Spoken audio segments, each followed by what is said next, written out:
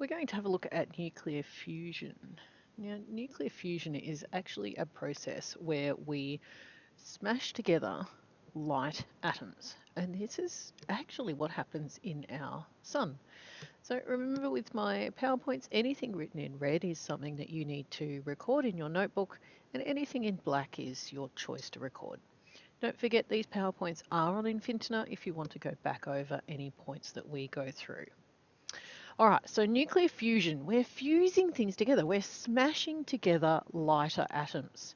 We're going to have a look at fission shortly as well, and this is where our heavy isotopes are split apart. So this is the one you usually think of when you think of nuclear energy and you think of nuclear reactions. You're thinking of things like uranium being split apart.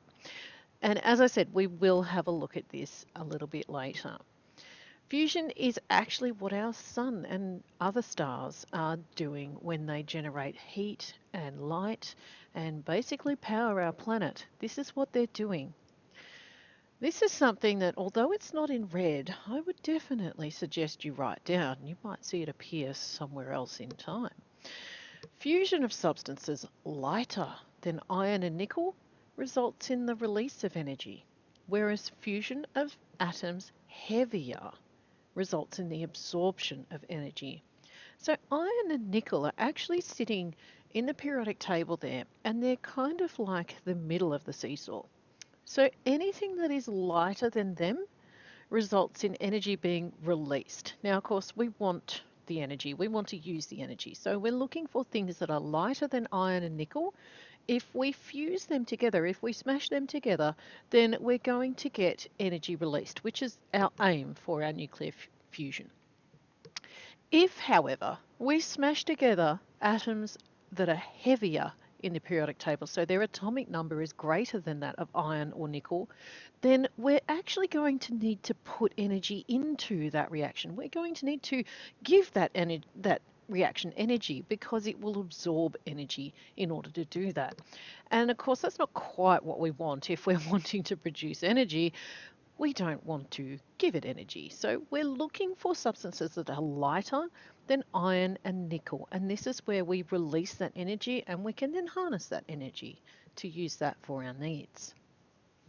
Now, how do we go about doing this? Well, you've learned that we need atoms that are lighter than iron and nickel. And as you know, hydrogen is sitting on the very first number of the periodic table. It's the first element on the periodic table. And so what we do is on Earth, we achieve fusion by combining two isotopes of hydrogen. Now remember, isotopes differ in their what? Have a think about it.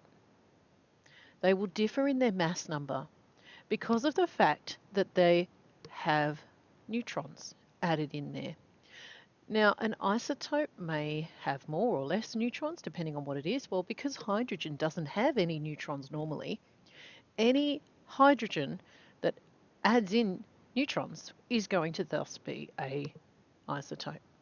So we have our protium, which is our standard hydrogen. It's known as protium because it's basically just a proton with an electron whizzing around the outside. So we call it protium. It's still got an atomic number of 1, and it's very important to realise that the atomic number does not change. If you change the atomic number, you change the element. So the atomic number has to stay the same. It's that mass number that changes. So this first one here, we've got protium, and the protium has an atomic number of 1 and a mass number of 1 as well. So you can see here, here's your atomic number and your mass number over here. Your atomic number's down the bottom here because as you can see, this stays as 1 all the way along. So that must be our atomic number. But our mass number here goes from 1 to 2. And have a look, we've got a proton and now a neutron in the middle here. And we go to 3 over here, we've got a proton and 2 neutrons. So our mass number is now 3. These are so named. We've got protium being just our proton. Deuterium means we've got dew, as in 2. We've got 2 items here, and tritium is 3. So these are the 3 names of our hydrogen isotopes that we can find in nature. And so we actually need this deuterium and the tritium to form our reaction for our fusion. So we're looking for deuterium and tritium. Hydrogen, as you know, sitting as number 1 on the periodic table, is the lightest of all of our elements. So we're still fulfilling that rule that we need lighter than iron and nickel. So they're on that, well, we could say the left-hand side of that triangle, the seesaw. How do we do it? Well, because deuterium has an extra neutron in its nucleus, it's twice as heavy as hydrogen. Have a look. Mass number 1, 1 proton. Mass number 2, a proton and a neutron. So we've got mass number of 1 here, mass number of 2. It's twice as heavy as normal hydrogen. And so when that hydrogen binds with water, remember water is H2O, so there's 2 hydrogens for every oxygen. So it's when you've got those deuterium isotopes in there, it creates a heavier water molecule. The tritium, because it has 2 neutrons, is 3 times heavier than hydrogen. All right, so again, you're creating what we call heavy water when you get these little particles in there. Now, our nuclear fusion is where we fuse together deuterium and tritium together. So we grab the deuterium and the tritium and we combine those to form this molecule here, which is actually unstable. And so what happens is this here, this neutron here, flies off and creates our energy. So this, you don't need to know what this is, the figure, it's telling you that we have created energy from this reaction. We have also created an alpha particle. All right, so this is a helium. We've created an alpha particle, our helium, from this reaction. So a neutron is released, and that extra mass that we release here from this neutron here is actually the energy that we're harnessing from this reaction. So we're smashing together our deuterium and our tritium to create this unstable molecule, which then releases our energy and an alpha particle, helium. How on earth do we do this then? We can't just get deuterium and tritium and smash them together. It doesn't quite work like that. For nuclear fusion to actually work, we need to bring 2 nuclei so close together that the nuclear forces become active and glue the 2 nuclei together. Now, you would know that a standard neutral atom is neutral. There's no charge on it. There's no force of attraction between it and something else because it's neutral. So we have to get to the nitty-gritty of these, and we have to overcome some pretty serious forces. Our standard nuclei won't want to bind together, so we have to overcome these electrostatic forces because our nuclei are actually positively charged. We have protons in there and they have a positive charge. So we're trying to bring together those nuclei, which means we're trying to bring together 2 positively charged particles. And as you would know from magnets, they do not want to go together. So we have to overcome these forces. And the reason our fusion reactions occur is because of this at a very high density and a high temperature environment. We have to overcome that positively charged repulsion between our nuclei, and so we have to have high density and high temperature environment to be able to do this. We kind of call this a sun in a box. So we're kind of creating a sun in a lab. Well, it's a rather big lab, of course, but we're creating a sun in a box. Interesting. How do we do it? We have to have very high temperatures of more than 100 million degrees. This strips away the electrons from the atomic nuclei, and it forms this very thin, fragile fluid called plasma.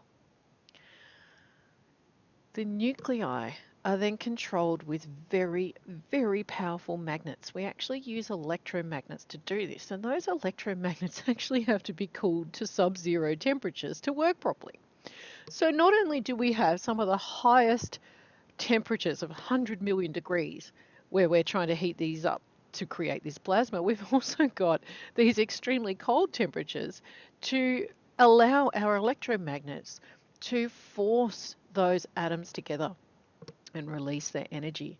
So we have some pretty wild ends of the spectrum in terms of our temperature range to be able to do this. These are the only conditions that we can actually use that will allow us to overcome those electrostatic forces in the nucleus. Now, unfortunately, we have not perfected this yet. We're still studying this as a clean source of energy. It would be fantastic to actually see this go ahead, and I'm looking forward to the day that perhaps we do get this going ahead, because nuclear fusion could actually produce power that is low carbon with a lot smaller amounts of waste. It wouldn't have the radioactive waste problems that we have with current nuclear power. And it doesn't come with the danger of explosions or nuclear meltdowns. Right now, you're researching your nuclear um, meltdowns or nuclear problems. And so you'll see in a lot of these issues that we have some pretty significant meltdowns and very dangerous situations which end up killing an awful lot of people. This type of power, the nuclear fusion, does not do that. Scientists all over the world have been focusing their attention on creating an international cooperative effort called ITER. All right, and this is, if we could get this going and get this working at a mass scale, then we would have a very efficient, very clean way of producing power that doesn't cause some massive issues. Now, this is one of our types of reactors that we can use to do this. You can see all the silver metal on the inside, and it's actually got a whole heap of electromagnets in here that will allow this operation to work, but it has to be heated to exceptionally high conditions. Now, on the left-hand side, you can see it just photographed plain.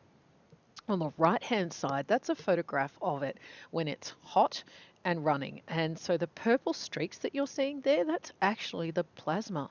So that's actually the highly heated and being forced together plasma that's running in the machine. So the two sides actually show you the on and off um, uh, sort of position of this reactor. Now, this is called the tokamak. So this is in a donut shape. It kind of looks a bit like an apple core or a donut. And it's a vacuum chamber that has high temperature, and we also have the electromagnets running around the outside. So the UK have actually redesigned this into a spherical tokamak that actually looks a bit like an apple core again to minimise the space the plant needs to take up. Now, how much energy? In terms of sheer scale, the energy potential of the fusion reaction is superior to all other energy sources that we know of on Earth. It is absolutely amazing, this stuff. Fusing atoms together in a controlled ray releases nearly 4 million times more energy than a chemical reaction such as the burning of coal, oil, or gas. Could you imagine that? Right now, our petrol prices are going up, and it doesn't look like they're coming back down anytime soon. We're paying more and more. Our gas prices are also increasing, and our electricity prices are starting to go up as well. And so, if we were able to actually produce this sort of energy from this reaction in a safe manner, allowing us to generate the sorts of quantities of energy that we can do just with heavy water, we would actually be so much better off, because this type of power actually creates 4 times more energy than nuclear fission that we currently use in any nuclear power plants. Now, in Australia, we only have one nuclear power plant within Australia, and it's actually in New South Wales. And it's not a nuclear power plant. It's actually a nuclear reactor that is designed for the use specifically only of A, research, and B, creating our nuclear products that we need for medicine. if we tried to get these from overseas, we're talking very short half-lives of some of these products. And we will look at this a little bit later on when we look at radiation in humans and in medicine. But a lot of these sorts of products have a very short half-life. So therefore, we have to be able to produce them here. And that's what our reactor in Sydney is actually for. If we were able to get this sort of energy working and our fusion actually working properly, we could actually do this without any CO2 emissions. So with all of our countries now banding together to reduce our carbon dioxide emissions, this would be something that would produce energy without the CO2 emissions. Not only that, but I've mentioned before that it's not radioactive. So there's very little radioactive waste. In fact, there's a very small minute of radioactive waste. Tritium is actually radioactive. So that's the hydrogen isotope that has two neutrons in it. So it's got a mass number of 3 and an atomic number of 1. So tritium is actually slightly radioactive, and if it's released into the environment, there's so little of it that it wouldn't create any harm. So we don't have this risk of radioactive waste sitting around, and we also don't have the risk of a meltdown. And we'll get into why we won't have a risk of a meltdown in a minute. It would last thousands of years using water as a fuel source. Could you imagine that? Just water. All we need is heavy water to make this work. And so I was talking about the tritium, and if the tritium is released, it's usually released into the water. And because of the fact that that tritium, there's not much of it in the reactor, then what happens is when that gets released, it actually dissolves through the water. And this is why it's not harmful. There's so little of it that it's not going to create harm. So even if we did have a leak of tritium, it's not going to be like uranium leaking into the environment and causing some massive problems. Also, I've said here, no risk of meltdown.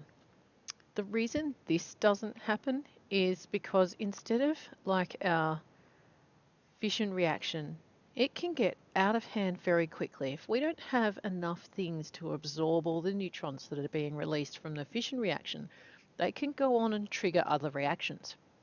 Now, with nuclear fusion, we have to heat this environment superheated to 100 billion degrees, and we have to have our magnets in place. Now, if we have some sort of malfunction, it's not going to keep heating. It's actually going to cool down because we're not producing any more energy to put into the system to keep the heat up.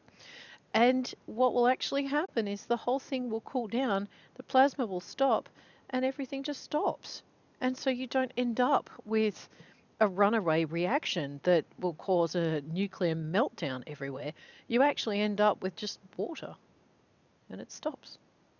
So brilliant sort of a brilliant way to create energy. There's no risk, no harm, but we need it to work properly. If you want to have a look and research a little more about this, there is a link in the PowerPoint that you can jump onto about ITER and how that actually functions.